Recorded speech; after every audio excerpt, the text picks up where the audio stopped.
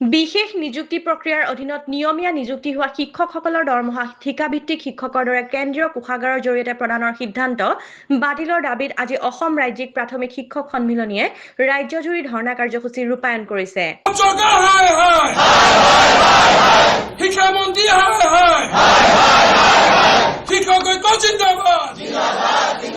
শোণিতপুৰ জিলাৰ 5 শতাধিক শিক্ষকে আজি জিলা প্ৰাথমিক শিক্ষা বিষয়াৰ কাৰ্যালয়ৰ সন্মুখত ধৰ্ণা কাৰ্যসূচী ৰূপায়ণ কৰে।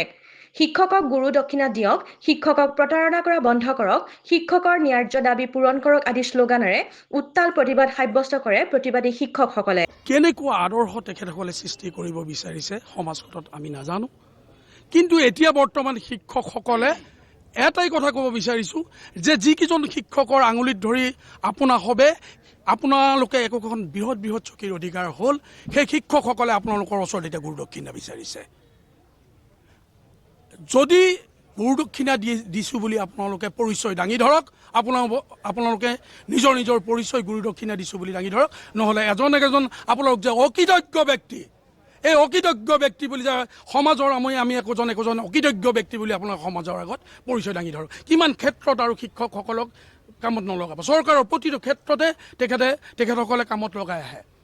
অহা 12 আগষ্টত পুনৰ প্ৰতিবাদ সাব্যস্ত কৰিব বুলি মন্তব্য কৰাৰ লগতে শিক্ষকসকলৰ ন্যায্য দাবী পূৰণ নহ'লে অনিৰ্দিষ্ট কাললৈ প্ৰতিবাদী কাৰ্যসূচী গ্ৰহণ কৰিব বুলি শিক্ষক সন্মিলনীয়ে হুংকাৰ দিছে। আমাৰ চাওক, সমগ্ৰ শিক্ষাৰ অধীনত ঠিকাভিত্তিক শিক্ষক ৰূপে কাৰ্যনিৰ্বাহ কৰিছিল প্ৰায় 25,000 শিক্ষকে অসমৰ।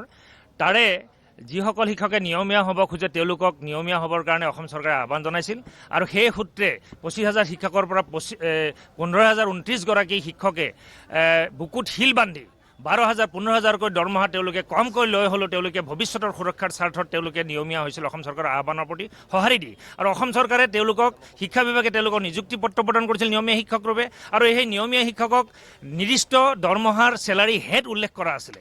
আৰু সেইধৰণে যোৱা দুবছৰে তেওঁলোকে 24 আৰু 25 চনৰ নিযুক্তিপ্ৰাপ্ত এই নিয়মীয়া শিক্ষকসকলে তেওঁলোকে নিয়মীয়াভাৱে দৰমহা পাই আছিলে। কিন্তু হঠাতে আচৰিত ধৰণে এক নাভূত নাস্ত্ৰ পদক্ষেপ অসম চৰকাৰে গ্ৰহণ কৰিছে যে এই নিয়মীয়া হোৱা যি ঠিকাভিত্তিকৰ পৰা নিয়মীয়া হোৱা এই শিক্ষকসকলক জিলা কোষাগাৰৰ জৰিয়তে স্থানীয় কোষাগাৰৰ জৰিয়তে দৰমহা দিয়া ব্যৱস্থাটো বন্ধ কৰি তেওঁলোকক কেন্দ্ৰীয়ভাৱে দিছপুৰ কোষাগাৰৰ পৰা SNA single nodal agency sports নামৰ এই এজেঞ্চিটোৰ জৰিয়তে চেণ্ট্ৰেলিভাৱে তেওঁলোকক দৰমহা দিয়াৰ পদক্ষেপ গ্ৰহণ কৰিছে চৰকাৰে।